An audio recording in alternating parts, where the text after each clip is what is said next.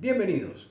Hoy vamos a hablar de inflación, uno de los grandes temas de la República Argentina y de gran vigencia en estos momentos. ¿Quién en esta sala no conoce o no ha sufrido los efectos inflacionarios alguna vez? Todos. Todos conocemos y la hemos sufrido. La vemos cara a cara cada vez que vamos al súper y queremos comprar los productos que necesitamos para sobrevivir y vemos que los precios de esos bienes han aumentado y que nuestro salario cada vez nos alcanza menos para comprar lo que necesitamos. Es que la inflación es esa agujita que nos marca si somos más pobres o menos pobres en determinado momento. La verdad que la inflación no es un fenómeno nuevo, ha ocurrido a lo largo de los años y a través de muchísimas civilizaciones. Pero nos vamos a detener en el ejemplo típico de inflación para que la entiendan, y es en el Imperio Romano.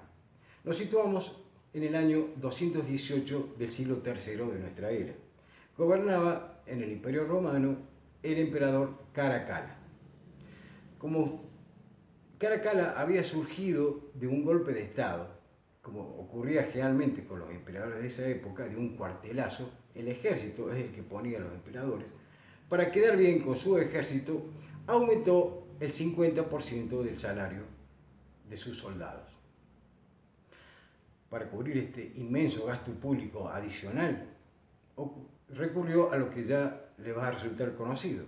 Pensó en un aumento de impuestos, pero no le alcanzó. Entonces pensó en otro truco de magia y él pensaba que nadie se iba a dar cuenta y que todo iba a seguir normalmente. Tomó una moneda del Imperio Romano, el denario, de ahí viene el nombre de dinero, y le quitó la mitad de la plata de la moneda. ¿Para qué? Para imprimir otra moneda. En términos prácticos, esto significó que duplicó la cantidad de monedas de la masa monetaria de ese momento sin que se pudiera aumentar la cantidad de bienes existentes. Lo único que ocurrió es que aumentaron sucesivamente los precios de los bienes.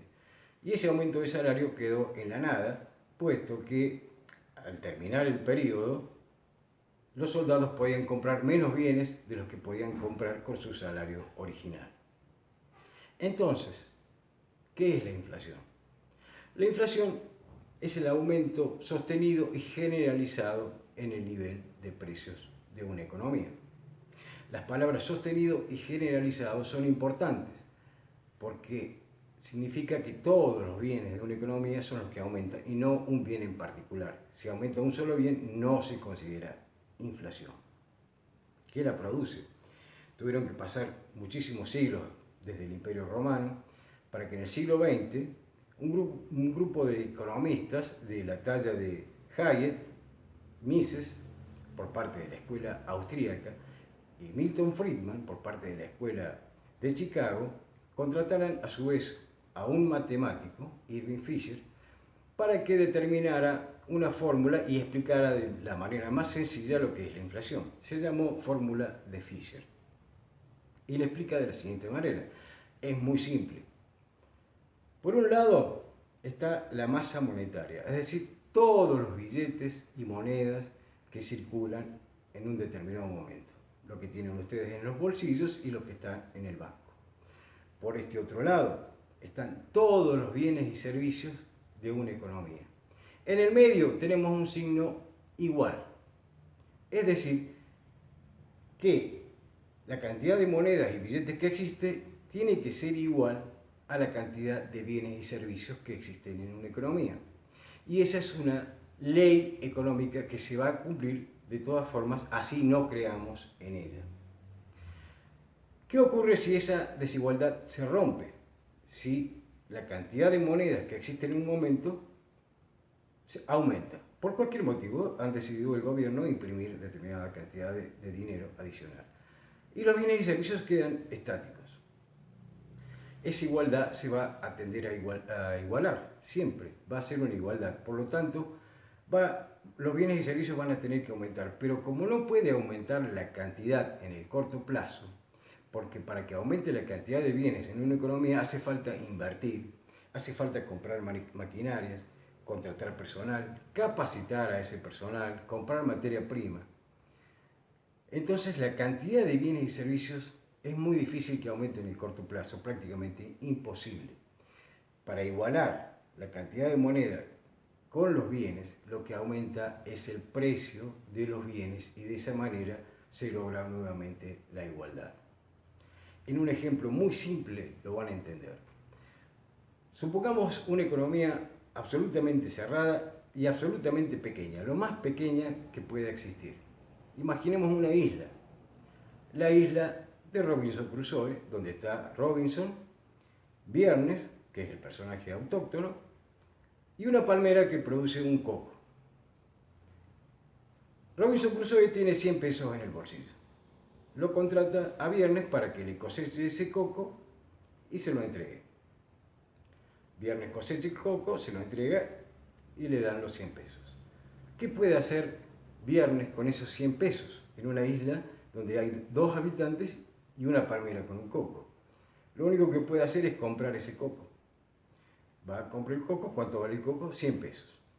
La cantidad de moneda es equivalente a los bienes. 100 pesos y el coco vale 100 pesos. Ese equilibrio económico no tendría por qué romperse en ningún momento, a menos que ocurra algo extraordinario. Y ocurrió algo extraordinario.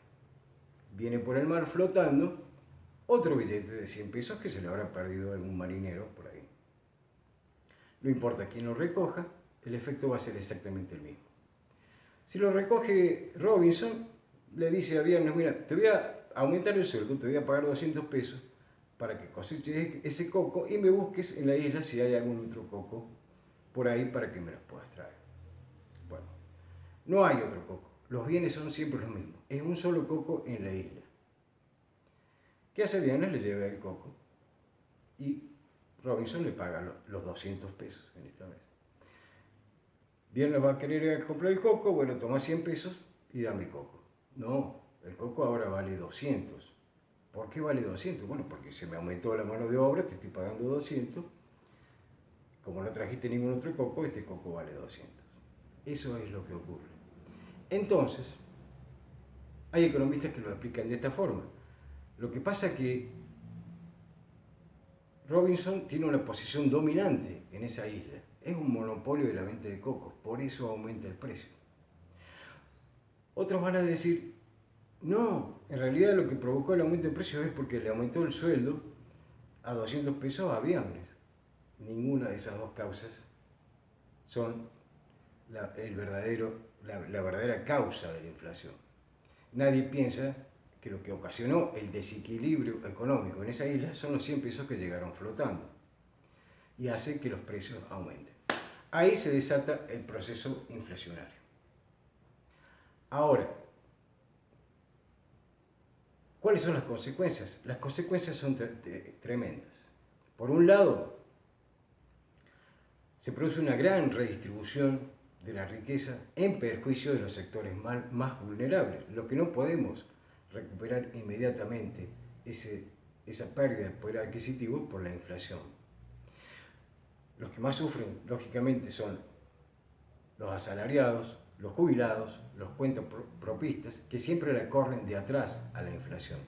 No la pueden recuperar nunca, porque cuando logran un aumento en el sueldo ya han perdido en realidad en el tiempo, porque la inflación se ha producido antes.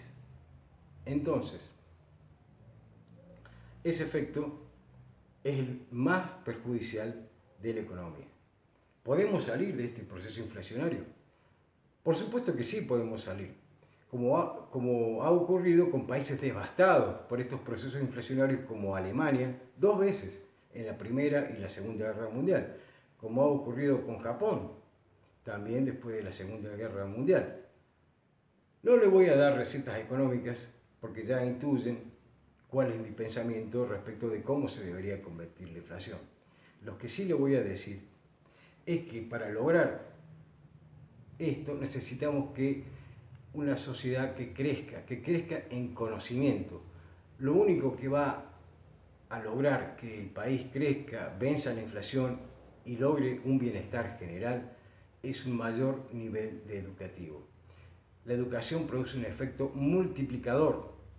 Los ciudadanos debemos saber que se debe proteger y cuidar nuestra moneda, porque es parte de nuestra soberanía, se llama soberanía monetaria, y es nuestro documento en el exterior para saber cómo actuamos como sociedad y cómo actuamos con respecto a nuestra economía. Todo esto se logra con el conocimiento. No más grietas y más educación. Y para terminar, les voy a dejar una reflexión que siempre se la dejo a mis alumnos. Siempre les pregunto, ¿qué es más importante? ¿El dinero o el conocimiento? ¿Cuál de ellos tiene un efecto multiplicador más importante? Entonces les cuento una historia de un filósofo que le dijo a otro, si yo te doy una moneda y tú me das una moneda, ambos tendremos una moneda. Ahora, si yo te doy una idea y tú me das otra idea, ambos tendremos dos ideas. Ese es el efecto multiplicador del conocimiento. Muchas gracias.